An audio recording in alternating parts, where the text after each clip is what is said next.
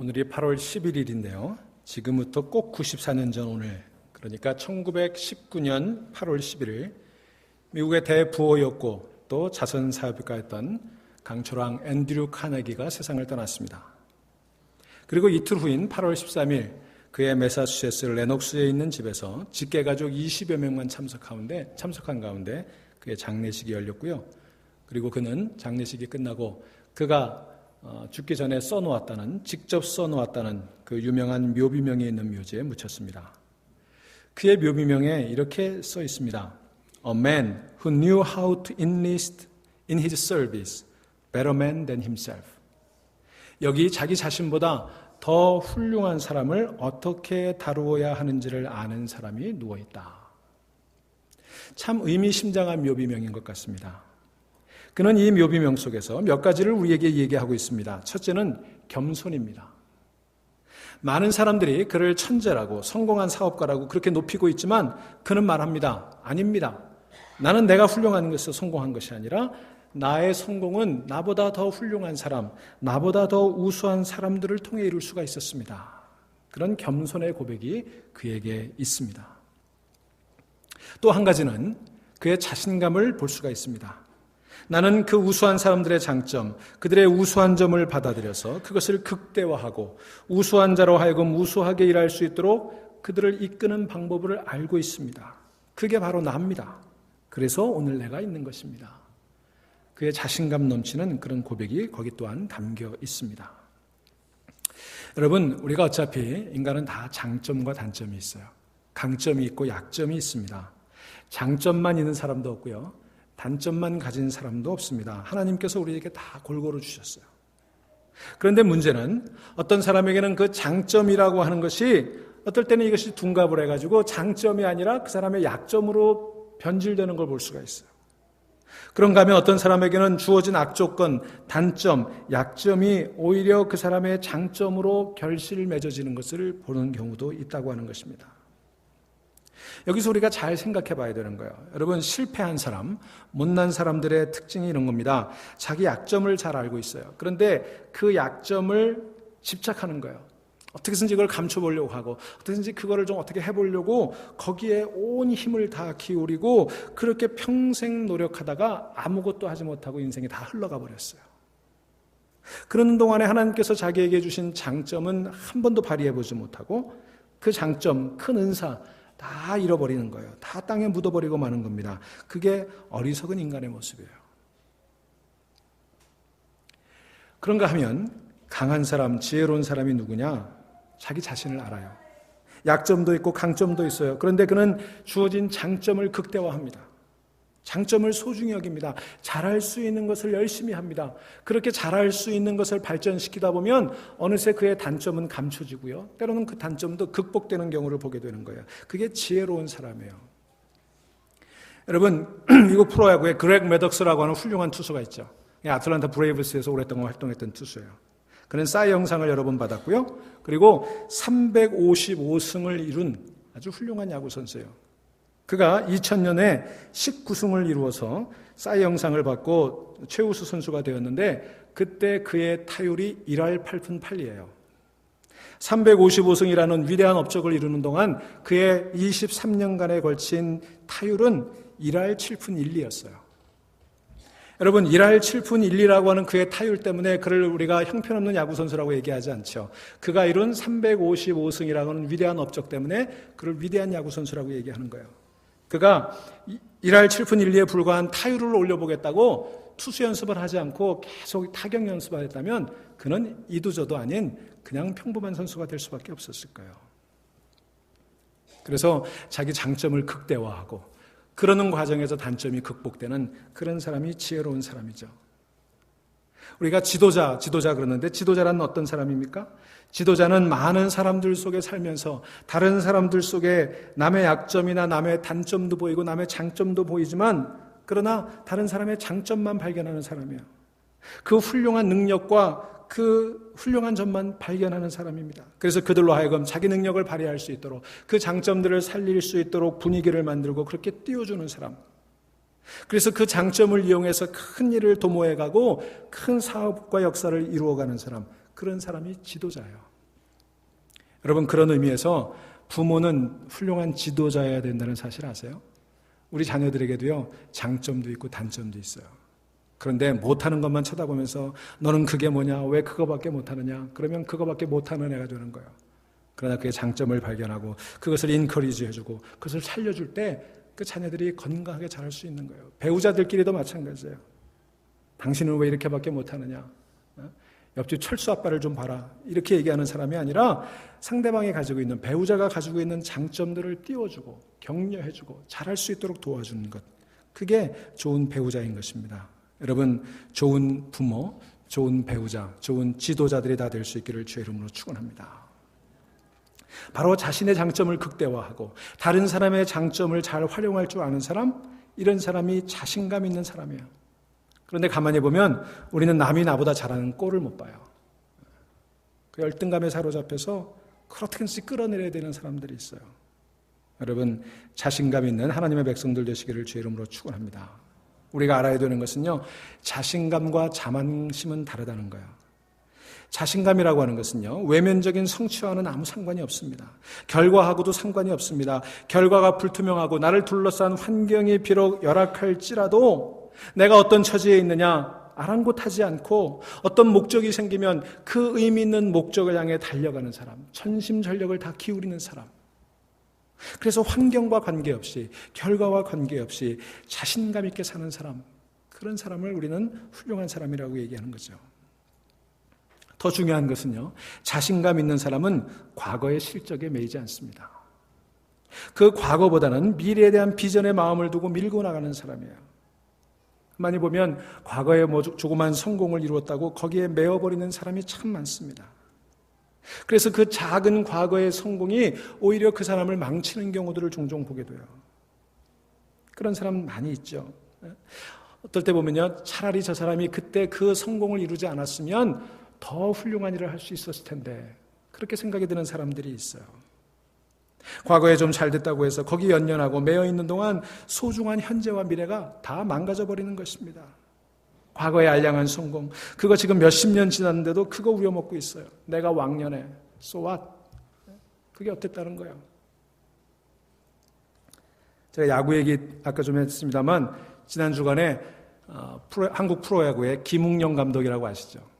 그 김웅영 감독이 1500승이라고 하는 대기록을 세웠어요. 이게 얼마나 대단한 기록이냐면 한국의 프로야구 역사가 짧아서요.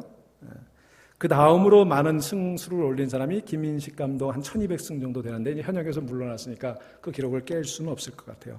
지금 현역 감독들 가운데 제일 많이 승수를 올린 사람이 546승이래요. 그러니까 그의 1500승이라고 하는 게 얼마나 위대한 기록인지 알 수 있죠. 그런데 그가 1500승이라고 하는 좀처럼 깨지기 힘든 대기록을 세운 이후에 인터뷰에서 이런 말을 했답니다. 이 1500승을 내일의 1승과 바꿀 수만 있다면 나는 과감히 바꾸겠다. 참 의미심장한 말이죠. 이제까지 1500승 피와 땀의 결실이지만 그것보다 더 중요한 것은 내일의 1승이라는 거예요. 과거의 성공 중요합니다. 그러나 그것보다 더 중요한 것은 내일입니다. 언제까지나 과거의 성공, 왕년의 영광에 매여 있을 겁니까? 언제나 왕년 타령하고 있을 거예요. 우리 이민자들 대부분 미국에 와서 살면서 한국에서보다는 객관적으로 기대에 미치지 못하는 직업을 가지고 살아가는 경우들이 많습니다. 한국에서는 그래도 양복 입고 넥타이 매고 화이트 칼라였는데 미국에 와서는 한국에서 전혀 해보지 않던 일을 하게 돼요. 육체노동을 하는 경우들이 많이 있습니다. 또 미국에 와서 박사 학위를 받은 경우에도 자기 학위나 그 실력에 미치지 못하는 대학이나 연구기관에서 일하는 경우들이 있어요. 제가 미국에 있는 한국인 의사들을 보니까요, 참 실력들이 좋아요. 그런데 대부분의 한국 의사들이 이 언어의 장벽이나 어떤 인종적인 그런 한계 때문에 자기 실력이나 능력보다는 좀 미치지 못하는 그런 지역, 그런 병원들에서 일하는 의사들이 참 많아요. 그러다 보니까 늘 불만이 많습니다. 내가 이럴 사람이 아닌데, 내가 여기서 이렇게 하고 있을 사람이 아닌데. 여러분, 아무래도 한계가 있죠. 우리가 미국에 살다 보면 한계가 있어요. 한국에 있으면 뭐 승진도 하고 뭐 CEO도 되고 단체장도 되고 그럴 가능성도 있지만 여기서 일하면 능력이 있음에도 불구하고 그런 기회가 적어지는 것이 사실이에요. 우리 목사들도 마찬가지입니다. 여러분, 이민교회라는 게 규모로 보면 한국의 교회들에 비하면 참 보잘것없이 작아요. 목회자 대우도요, 요즘 한국의 목회자 대우가 얼마나 좋은지 몰라요. 제가 컨퍼런스 같은 데에서 이민교회 목회하시는 목사님들 만나보면 참 실력 있는 분들이 많아요. 저는 그런 데 가면 기가 죽어서 돌아오는데요. 좋은 대학에서 공부하고 학위 받고 참 유능한 분들이 많아요. 또 그런 분들이 유학하려고 미국에 오시는 분들이 많죠. 그런데 유학생활을 하다 보니까 어쩌다 보니 이민교회 목회하게 됐고, 또 그러다 보니 자녀들 여기서 자라고, 그래서 그냥 이민교회 목회자가 된 분들이 많아요. 중소도시에서 목회하다 보니까 그저 30명, 50명 뭐 이런 교회 목회하시는 분들 많아요. 정말 실력이 있고 유능한 분들인데 교회 사이즈가 참 작아요. 또 중소도시다 보니까 새로 오는 한국 사람들도 없고 큰 변화가 없으니까 도전도 별로 없고 참 목회 환경 열악한 분들이 많습니다. 그러다 보니까 이 자존감이 떨어지는 분들이 많아요. 실력은 있는데 형편이 그렇지 않으니까 늘 그 갭에서 오는 그런 아픔 같은 것들이 있어요. 한국에 있는 자기 동료들을 보니까 자기보다 훨씬 더 실력이 없어 보이는데 큰 교회 목회하거든요. 가끔씩 오면 야, 니네 교회 교인이 몇 명이냐? 기가 죽는 거예요. 자기 교회 방문하는 걸 싫어한다고 그래요. 늘 그러다 보니까 마음속에 불만 같은 것들이 쌓여 있는 것을 보게 됩니다.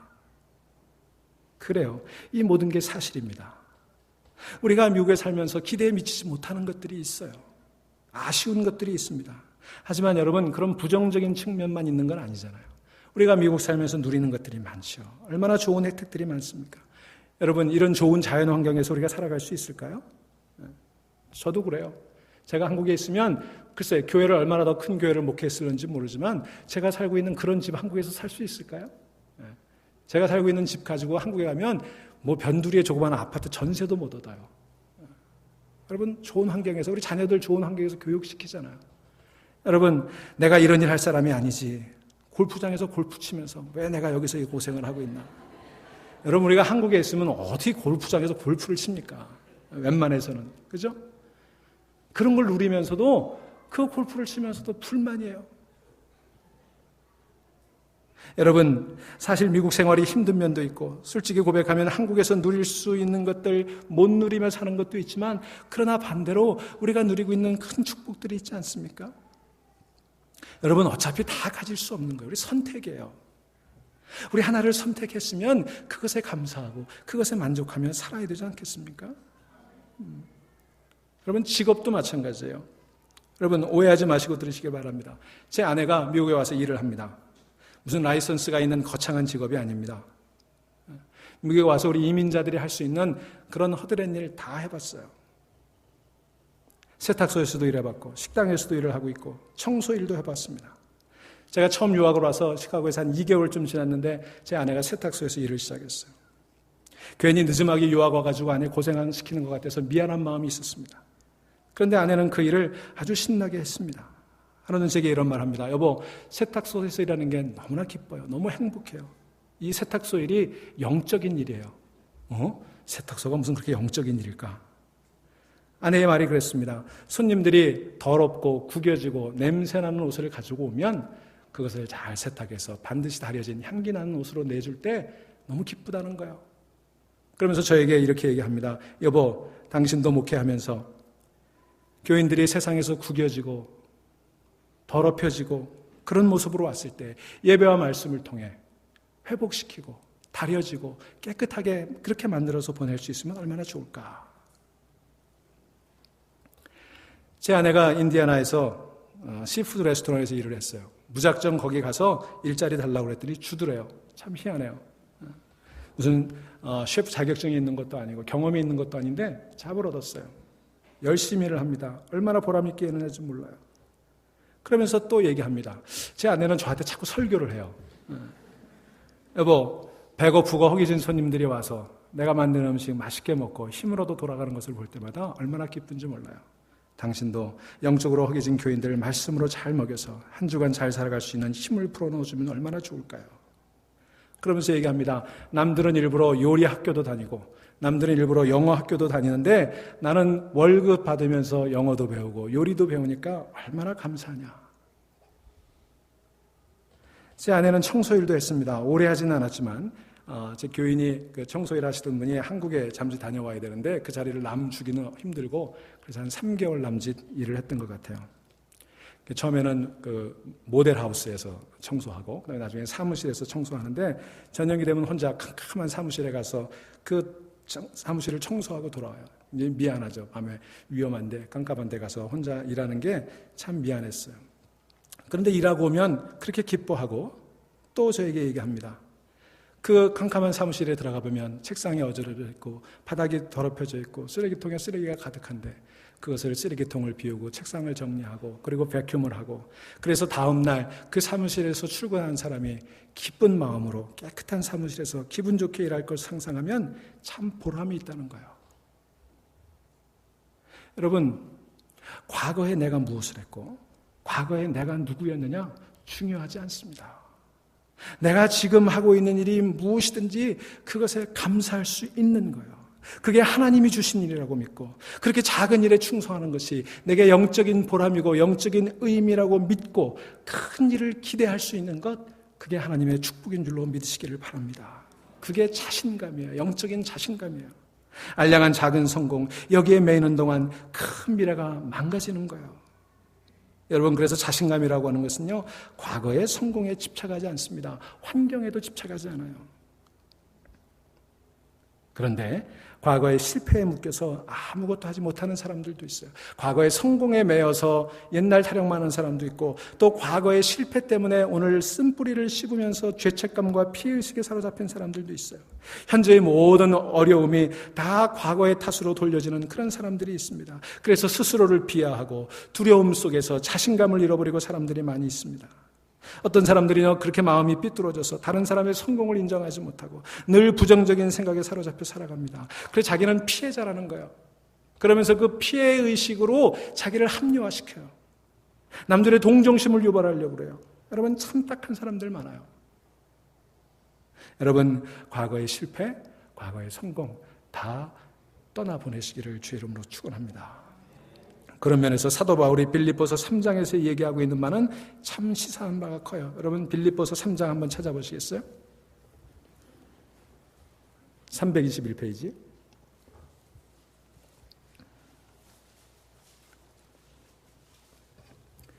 13절, 14절.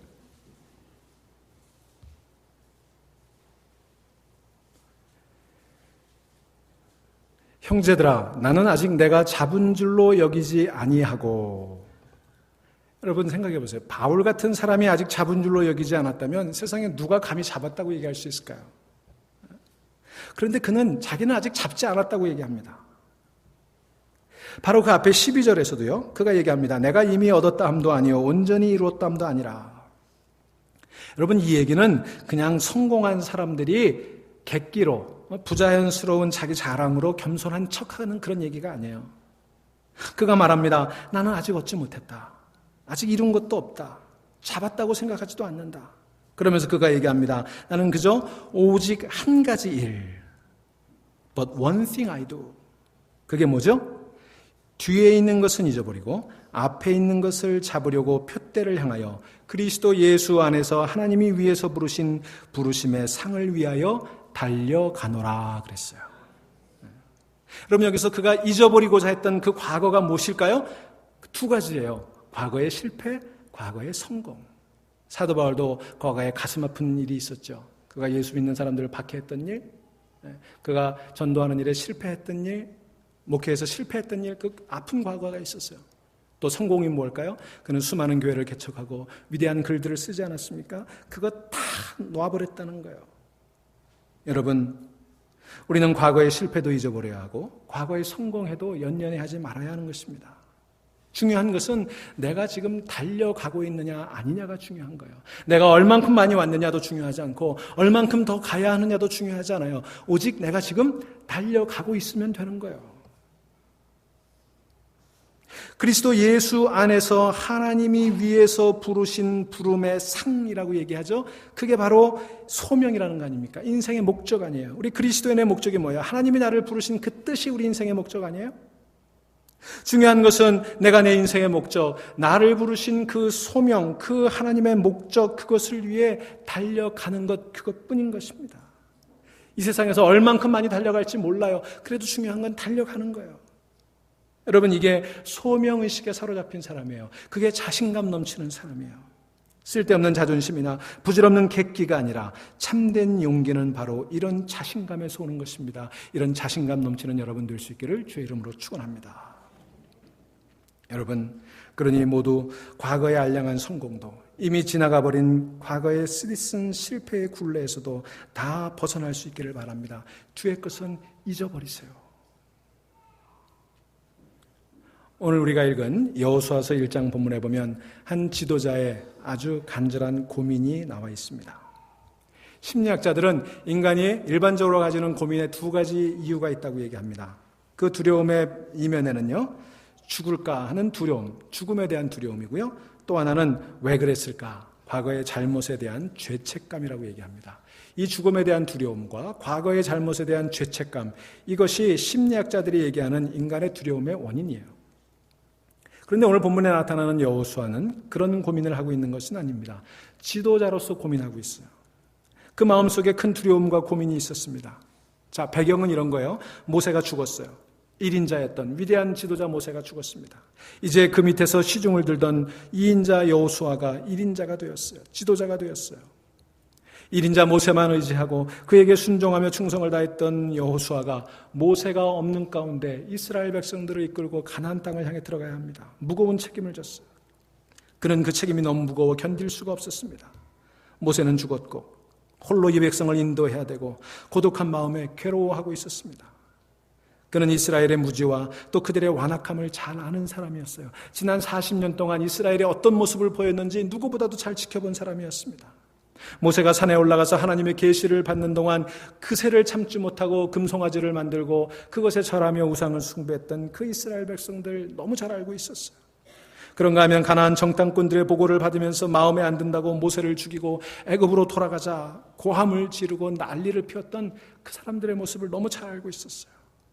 이스라엘 백성이 얼마나 못되게 노는지, 얼마나 타락하고 완악한지, 얼마나 목이 곧은 백성인지를 너무 잘 알고 있었어요. 40년 동안 지켜보고 경험했던 거예요. 그것 때문에 모세가 힘들어하고 모세가 아파했던 것을 지켜본 사람입니다. 그런데 그 백성들을 이끌고 가나안으로 들어간다? 자신이 없었어요. 또 한 가지 그를 두렵게 하는 것은 미지의 세계에 대한 두려움이었습니다. 가나안 7족속이 사는 가나안 땅, 그가 잠깐 정탐꾼으로 보고 오긴 했지만 그러나 여전히 미지의 세계입니다. 정보가 없습니다. 더구나 자기들은 오합지졸이에요. 저쪽은 군사가 튼튼하고 성읍이 강성한데 자기들이 가진 것으로는 도저히 이겨낼 수 없을 것 같은 그런 환경을 그는 잘 알고 있었어요. 어떻게 그 나라를 점령해 들어갈 수 있단 말인가? 신앙이 없는 정탐꾼들이 말한 것처럼 그 땅은 안악자손들이 사는 것이고 그 안악자손들의 장대한 모습에 비춰볼 때 자기들은 정말 메뚜기같이 보이는 그런 족속들이었어요. 그러니 인간적으로는 기대할 게 없었죠. 그럼에도 불구하고 하나님께서 여호수아에게 말씀하십니다. 6절, 7절, 9절 세 번에 걸쳐서 얘기하십니다. 너는 마음을 강하게 하라. 담대하라. 내가 너와 함께 할 것이다. 자, 그 말을 듣긴 했지만 자신감이 생겼을까요? 그런데 여러분 오늘 본문 가운데 우리가 특별히 주목해 볼 부분이 있어요. 3절 후반부에 보시면 이렇게 되어 있죠. 이 땅을 너희에게 주었노니 그랬어요. 이 주었노니라고 하는 이 단어의 시제가 중요합니다. 현재 완료로 되어 있어요. 영어 성경에는 I have given you 그랬어요. 여러분 영어 문법 공부할 때 현재 완료에 대해서 공부하셨죠? 현재 완료라는 건 뭐예요? 행위는 과거에 일어났고 그 결과가 오늘에까지 영향을 미치고 있는 게 현재 완료예요. 다시 말하면 그 땅을 앞으로 주겠다. 미래 시제가 아니에요. 또는 과거에 한번 줬고 그게 어떻게 되는지 모르겠다. 과거 시제도 아니에요. 현재 완료예요. 다시 말하면 지금 그 땅이 누구 거라는 거예요? 이스라엘 백성들 거라는 거예요. 그 땅에 비록 안악자손들이 있고 가나안 7족속이 그 땅을 차지하고 있지만 이미 그 땅은 하나님께서 이스라엘 백성들에게 주셨다는 것입니다. 가서 차지해라. 무슨 증거가 있을까? 이 땅은 너와 내 후손에게 주었다. 아브라함에게 주었다. 가서 차지해라. 이 말씀을 붙들고 가긴 하는데 여전히 여호수아의 마음은 답답하기만 합니다. 이 지경이 다 너의 땅이 되리라. 너를 당할 자가 없으리라. 내가 너와 함께 할 것이다. 하나님 채쳐가십니다. 부추기십니다. 이제 하나님만 믿고 이스라엘을 이끌고 요단강을 건너야 합니다. 두려워하지 말아라. 내가 너와 함께 할 것이다. 너는 할 수 있다. 너는 해야 된다 말씀하지만 이것을 믿기 위해서는 여호수아에게 특별한 믿음이 필요했어요. 내가 나를 믿을 수 있을까? 내가 잘할 수 있을까? 아돌프 괴사다라고 하는 분이 있는데 그분이 Loving Yourself for God's Sake라고 하는 유명한 책을 썼어요. 그가 그 책 속에서 이렇게 얘기합니다. 하나님을 사랑하는 것, 진정으로 하나님을 사랑하는 길은 하나님 안에서 자기 자신을 사랑함으로써 출발하는 것이다. 하나님 안에 있는 나 자신을 소중히 여기면서 출발하는 것이다. 그랬어요. 나를 소중히 여겨야 된다는 거야. 그게 자신감이죠. 그는 그 책 속에서 세 가지를 얘기합니다. 그런 자신감을 가지기 위해서 첫째로 자신의 모습을 그대로 용납하라. 그렇게 얘기합니다. 여러분 어떠세요? 여러분 자기를 볼 때 마음에 드세요? 여러분이 마음에 드세요? 저는 내가 마음에 안 들어요. 제가 생긴 것도 마음에 안 들고요. 제 성격도 마음에 안 들어요. 제가 거울을 가만히 보면 제가 너무 착하게 생겼어요. 제가 제 성격을 보면요. 성격은 더 착해요. 그게 참 마음에 안 들어요. 요즘 한국에서는 나쁜 남자가 인기가 있다면서요. 까도남 그래서 뭔가 그랬더니 까칠하고 도도한 남자. 뭐 이런 사람이 환영을 받는다고 그래요. 저는 아무리 하려고 해도 까칠해지지가 않더라고요. 그래서 마음에 안 들어요. 목회도 보니까요. 목사가 좀 성격이 까칠해야 교회가 성장하더라고요. 교인들 사정 봐주고 물렁물렁해서는 교인들 말 잘 안 듣더라고요. 이게 저의 요새 고민이에요. 그런데 여러분, 제가 좀 바꿔보려고 했는데 안 되더라고요. 제 아내가 좀 당신 밖에서 교인들이 인사할 때 좀 희죽희죽 웃지 마. 그래서 내가 한 주는 제가 안 웃으려고 해봤더니요. 제가 못 견디겠어요. 그래서 어쨌든 저의 있는 모습 그대로 용납하기로 했어요. 왜? 그게 하나님이 저에게 주신 거니까. 그게 하나님이 저에게 주신 기업이고 그게 하나님이 저에게 주신 은사고 그게 하나님이 저를 만드신 하나님의 뜻이니까. 있는 그대로 용납하는 거예요. 있는 그대로 소중히 여기는 거예요. 여러분 자신의 모습 그대로 인정하고 용납하기를 주의 이름으로 축원합니다. 또 한 가지는요. 우리 자신의 과거와 화해해야 된다. 이 퀘사다라고 하는 분이 그런 얘기를 합니다. 여러분 억울한 과거가 있으세요? 여러분 가슴 아픈 과거의 일들이 있으세요? 나를 지금도 괴롭히고 있는 사람이 있으세요? 여러분 그걸 잊어버리는 것만이 아니에요. 그것과 화해해야 된다는 거예요. 이 화해해야 된다는 말은 과거로 인해서 오늘 내가 있다. 인정할 수 있어야 된다는 거예요. 그런 거로 오늘이 있게 한 그분, 그 사람, 그 일, 그때는 가슴 아팠고 그때는 너무나 나를 힘들게 했지만 그분들, 그 일에 대해서 고맙게 여겨야 된다는 거예요. 여러분 그 말의 뜻이 무엇인지 아시겠어요? 과거와 화해해야 된다? 여러분 만일 우리가 과거에서 벗어나지 못하고 아직도 과거의 그 누구를 미워하고 과거의 그 일들을 기억하고 그것 때문에 괴로워한다면 계속해서 내가 망가져가는 거예요. 그 과거가 나를 계속 파괴해가는 거예요. 여러분 제가 한국의 곽선희 목사님을 존경하는 부분이 있어요. 그분이 큰 교회를 이뤘다거나 그분의 설교가 대단하다거나 그런 부분 때문이라기보다는 그분이 북한을 돕는 일을 아주 열심히 하셨던 것을 통해서 제가 그분을 존경해요. 많은 보수적인 기독교인들이 북한 망해라 그렇게 기도하면서 북한 도와주는 것을 퍼주기라고 비난할 때 이분은 묵묵히 북한을 도왔어요. 또 이분은 도와줄 때요 생색내는 일을 절대 하지 않았습니다. 우리 한국에서 북한을 도와줄 때요, 이 연변 중국 쪽에 이제 쌀이라든지 여러 구호품이라든지 이런 걸 보내잖아요. 그러면 어떻게 하냐면 쌀 같은 경우도 그냥 조그만 푸대나 주머니 같은 거에 다 담는답니다. 그리고 거기다가 교회에서 보내면 무슨 교회, 또 무슨 단체, 아무개 이런 걸 다 붙인다는 거예요. 거기 들어가는 시간과 예산이 만만치 않다고 그래요. 그리고 탁 쌓아놓고 사진 찍고. 그러면서 생색내는 거죠.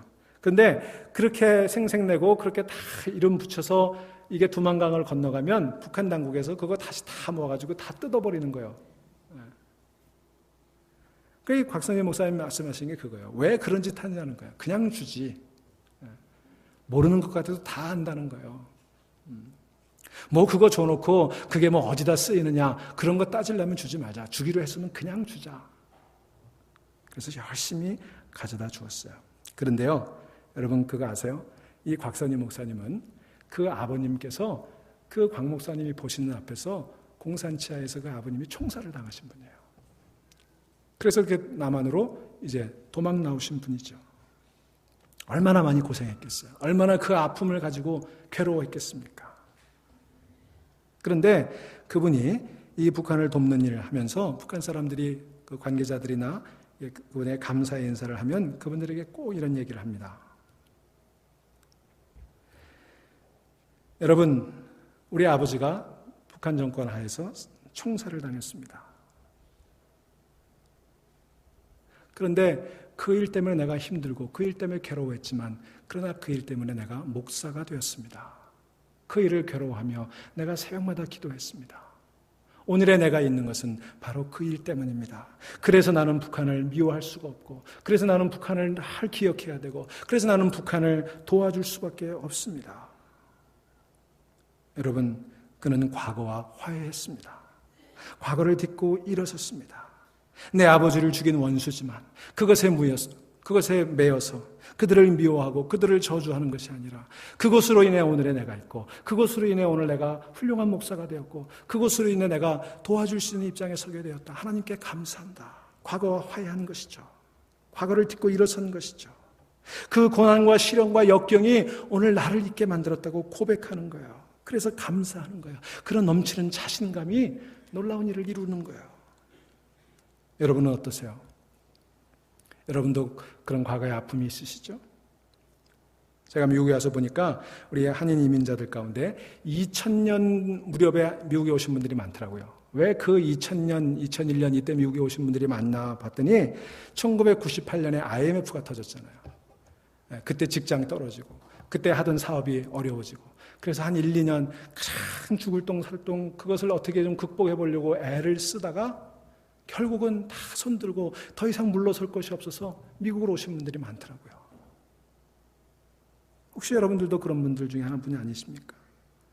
또는 70년대, 80년대 정말 한국이 어렵게 살 때 요즘 북한이 어려워서 탈북하듯이 어떤 분이 그러더라고요. 미국에 70년대 이민 오신 분들 탈남자라고.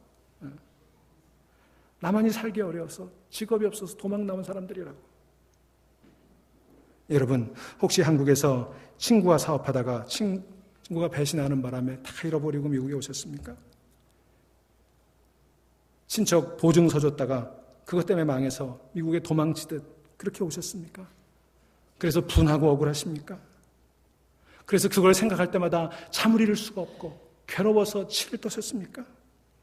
그런데 여러분, 그 일 때문에 내가 예수 믿게 되었다면, 그 일 때문에 예수님을 알게 되었다면, 그 일 때문에 미국에서 땀 흘려 수고하고 열심히 일하며 자랑스러운 코리안 아메리칸으로 살아갈 수 있게 되었다면, 그래서 내가 교회에 나와서 집사도 되고 장로도 되었다면, 그래서 내가 그 일 때문에 겸손하게 살게 되었다면, 그렇지 않았더라면 한국에서 교만하게 기고만장하게 살다가 어떻게 되었을지 모를 그런 나 같은 죄인을 그 일 때문에 지금 오늘 하나님의 백성으로 이 미국 땅에서 살게 하셨다면 여러분 이제는 그 과거와 화해해야 되지 않을까요? 감사해야 되지 않을까요? 여러분, 우리 흔히 세계 악처 중에 가장 악처를 소크라테스의 아내라고 얘기하지 않습니까? 그가 얼마나 못됐는지 하루는 이제 학생들을 가르치고 집에 돌아오는 소크라테스 구정물을 그 얼굴에 확 퍼부어드리더래요. 소크라테스가 껄껄 웃으면서 천둥이 치더니 비가 내리는군, 그렇게 얘기를 했다는 거야. 그 제자들이 이 소크라테스에게 불평을 합니다. 선생님, 왜 그런 여자랑 사십니까? 그냥 헤어지시죠. 그때 소크라테스가 자네들 모르는구만, 그 마누라가 아니면 내가 어떻게 철학자가 되었겠나. 그의 말이 맞는 얘기예요. 웃으시는 남자분들은 다 아시는 것 같아요. 여러분, 그 일 때문에 내가 철학자가 되었습니다. 그 사람 때문에 내가 예수님 자녀 되었습니다. 여러분, 그것과 화해할 줄 알고, 그래서 미래가 열리게 되고, 그래서 신앙의 앞길이 열리게 되는 축복을 누리신 여러분 되시기를 바랍니다. 또 한 가지, 우리는 자신에게 책임감을 부여할 줄 알아야 합니다. 많이 받았으니 많이 주어야 합니다. 은혜를 받았으니 갚아야 되는 것입니다. 여러분의 존재 이유를 아셔야 돼요. We are not here by chance. 우리는 이곳에 우연히 생긴 것이 아닙니다. 하나님이 목적이 있으셨어요. 우리를 보내신 그 하나님의 계획이 있으셨어요. 하나님의 은혜와 그 크신 사명 중에 내가 존재할 수가 있는 것입니다. 그게 하나님의 사랑이에요. 그걸 깨닫는 게 하나님의 사랑이에요. 사랑하는 여러분, 하나님이 여러분에게 베풀어 주신 여러분의 존재 이유와 그렇게 베풀어 주신 하나님의 사랑을 기억할 수 있기를 주의 이름으로 축원합니다. 자, 모세는 40년 지내고 이 세상을 떠나갔습니다. 그 많은 경험을 눈으로 본 여호수아가 지금 두려움 가운데 있습니다. 그런데 하나님께서 그에게 말씀하십니다. 담대하라, 강하고 담대하라, 내가 너와 함께 하느니라. 무슨 얘기일까요? 가나안의 적들도 보지 마라.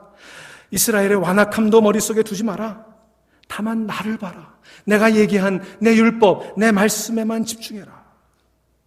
너의 생각의 중심에 나 하나님만 있게 해라. 오직 하나님만 생각해라. 그러면 무슨 일을 하든지 형통할 것이다. 내 발바닥으로 밟는 그 모든 땅을 너에게 줄 것이다. 범사에 형통할 것이다. 여러분 깊이 생각하시기 바랍니다. 이 말씀 믿고 나가는 여러분 되시기를 바랍니다. 어니스트 뉴만이라고 하는 사람이 이런 말을 합니다. 위대한 작곡가는 영감이 생겨서 일을 하는 것이 아니라 하나님의 영광을 위해 열심히 일하다 보니 영감이 생긴 것이다. 여러분, 영감이 생겨서 일하는 거 아니에요. 하나님의 영광을 위해서 내 부족한 지식, 내 부족한 능력, 최선을 다해서 일하다 보면 하나님의 영광이 그 속에서 샘솟아나는 거예요.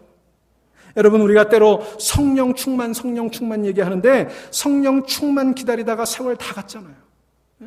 여러분, 성령 충만할 때까지 성령 충만 구호만 외치다가 아무것도 못했잖아요. 여러분, 성령 충만은 그런 거 아니에요. 마태복음 10장 17절에 보면 이렇게 말씀하십니다. 너희가 공회에 끌려가고 총독들 앞에 끌려가게 될 텐데 그때 그냥 끌려가라. 무슨 말을 할지 모르지만 죽음을 각오하고 끌려가라. 그러면 하나님께서 너희들에게 무슨 말을 할지 알려주실 것이다. 그때 그 앞에서 말하는 너는 너가 아니라 내 속에 있는 하나님의 성령일 것이다. 여러분, 그게 성령 충만이에요. 두려워하지 말고 발걸음을 내디디시기를 바랍니다. 성령 충만할 때까지 기다리지 마시고 성령이 나와 이미 함께 있다 믿으시고 발걸음을 내딛는 여러분 되시기를 주의 이름으로 축원합니다. 사랑하는 여러분, 강하고 담대하십시오. 용기를 가지십시오. 하나님의 말씀을 붙잡으십시오. 우리 교회 앞에 어떤 일이 펼쳐질지 우리 알지 못합니다. 그러나 중요한 것은 하나님이 여러분과 우리 교회와 함께 하실 것입니다. 여러분이 밟는 그 모든 땅을 하나님께서 여러분과 우리 교회에 주실 줄로 믿습니다. 기도하시겠습니다.